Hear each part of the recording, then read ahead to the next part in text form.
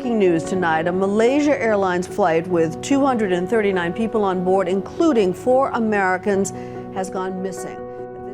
When a missing aircraft is mentioned these days, our minds divert almost straight away to just one story. MH Flight 370. Was it terrorism or a suicidal pilot? The plane with 239 people on board was flying at night from Kuala Lumpur, destined for Beijing. Saturday the 8th of March. It never arrived. However, if we look back through history, we can see in fact hundreds of cases where aircraft have been lost, never to be found, and the final cause of the crash never concluded. So what's the link between all these mystery flights? Why does it seem that so many of them have been forgotten?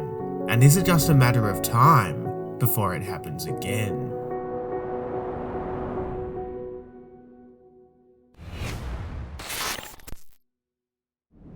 Let's begin in 1990. Forset Peru was an airline based in Peru, serving its domestic market, as well as one international destination, Miami, Florida. On the 11th of September though, more than 3,000 miles away, a Forset Boeing 727 was in the air over the Atlantic. You see, at this stage of the airline's history, which came to an end just 7 years later, Forset was not only operating as an airline, but also as a leasing company. This plane had been loaned out to European carrier Air Malta over the Northern Hemisphere summer, and having come to the end of the lease, it was now being ferried back to Peru to resume its normal operations with its owner. We know that a total of 6 crew members and 9 passengers were on board, all of which were Peruvian nationals, having worked as mechanics, ground staff, and crew alongside the aircraft stint in Malta. The journey back to Peru required several stops.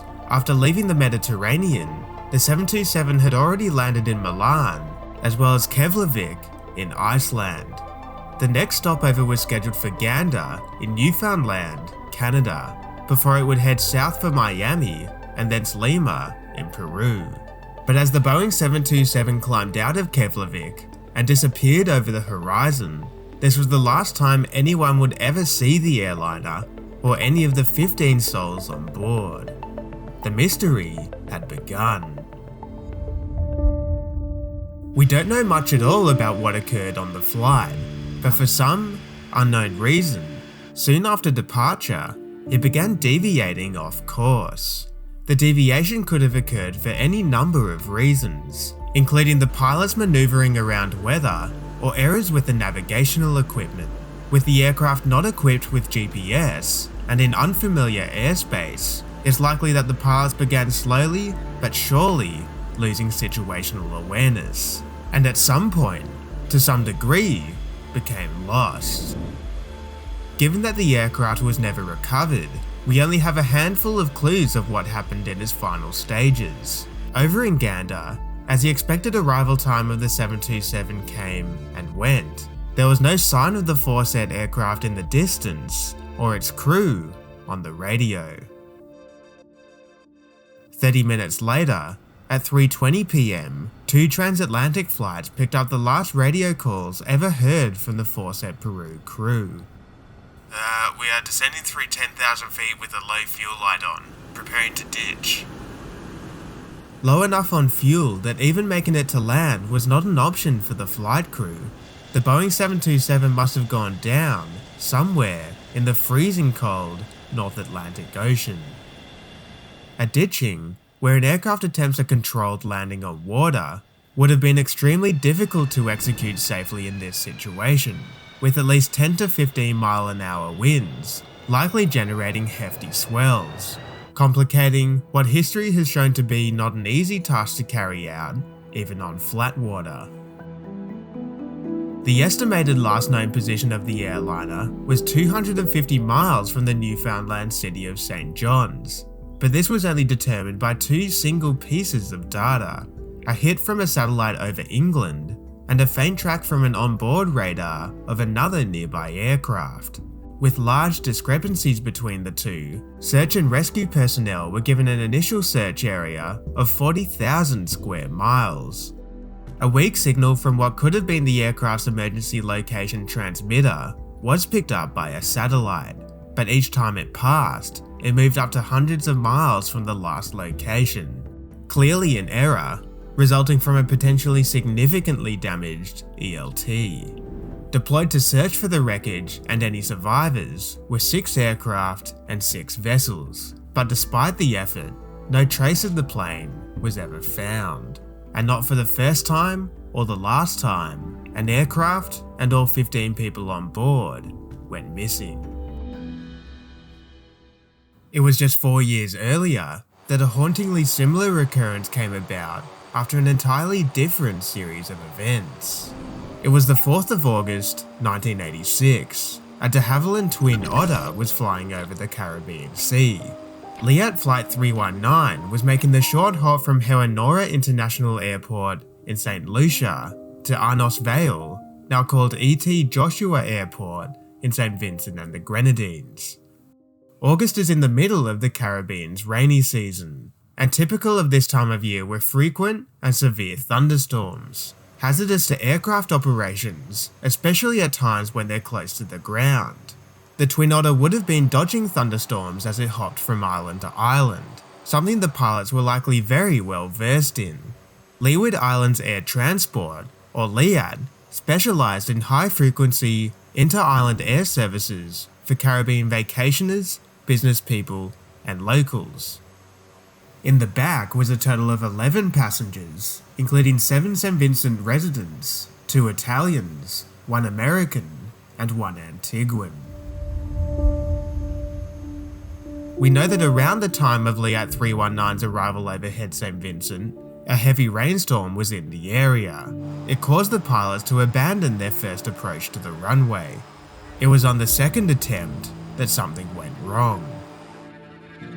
As the Twin Otter flew through the heavy precipitation, it would have been battered by turbulence, caused by the large updrafts generated by the thunderstorm, with the pilots struggling to see through the heavy rain. We don't know exactly when, where, or why the aircraft went down, but one possibility is that at some point, when these updrafts turned to downdrafts, a phenomenon known as a microburst occurred, where a huge amount of air and water is dumped out of a storm, resulting in a downdraft so strong that it can force even large aircraft down. Another is that the pilots became disoriented in the less than visual conditions, and somehow lost control of the plane. All we know for sure is that Liat 319 never made it to St. Vincent. Witnesses stated that they did see the aircraft circling, and oil slicks nearby gave some clues as to where it may have ended up, but the ensuing search made no discoveries of the wreckage or the aircraft's occupants. It was called off just 6 days later, and authorities declared everybody on board perished. A very different mystery occurred on May 25th, 2003, when just before sunset, 2 men climbed on board a Boeing 727 at an airport in the Angolan city of Luanda. Formerly part of the American Airlines fleet, the 727 was reportedly owned by Miami-based company Aerospace Sales and Leasing. It was in Angola for an ambitious business venture to transport diesel fuel to diamond mines around Africa. However, for whatever reason, it was clear that this plan quickly fell through.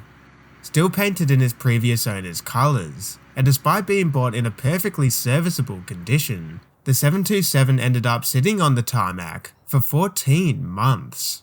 According to some reports, this left the aircraft in a state of complete disrepair, with most of the passenger seats ripped out, replaced by diesel fuel tanks, and significant work required to get it airworthy.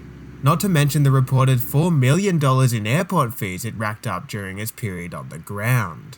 This is what brought the following events under question. It's believed that the men who boarded the jet on the 25th of May were American pilot and flight engineer Ben Padilla, as well as an aircraft mechanic from the Republic of Congo, John Matantu.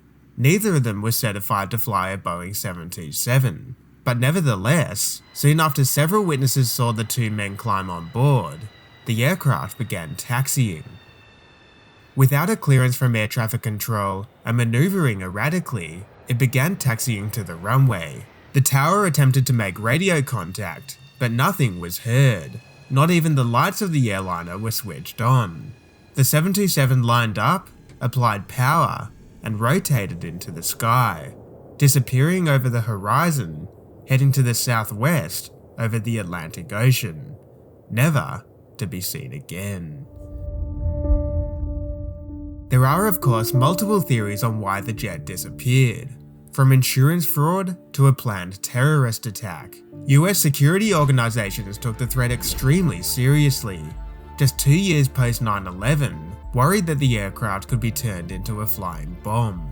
The theory that the aircraft was deliberately disappeared to result in an insurance payout also has weight, with authorities also looking into the owner's history of accounting fraud.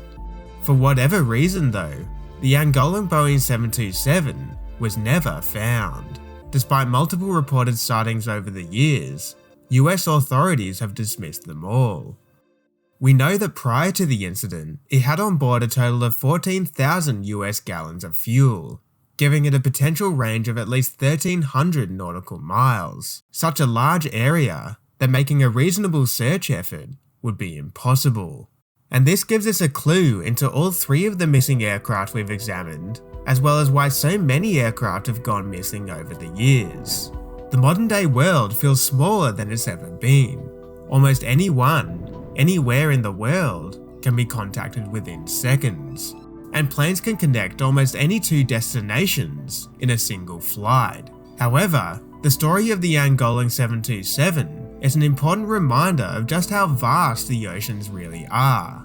We fly over them and communicate across them almost without a thought, but finding an effective needle in a haystack is still an immense challenge, even with modern technology. We had a vague idea of where the Forset Peru airliner went down, and it was even in contact with other aircraft prior to the crash, but this still gave a possible wreckage location of 40,000 square miles, an area the size of Iceland. Looking for a relatively tiny, white, and reflective airliner, possibly broken into pieces, the chances of spotting it before it sunk below the surface of the ocean would have been minimal. The search for the Caribbean airliner Liat 319 was considerably smaller, but resting at a depth of up to 6,000 feet, and with witness statements enough to determine the likely fate of the plane, everybody on board was assumed perished after just 6 days of searching. The most infamous missing airliner in the world, MH370, now has a search area of 2.24 million square miles, 56 times the size of the Forset Peru search, and an area larger than the size of India. So it's not surprising that the main wreckage of the 2014 tragedy is still yet to be found.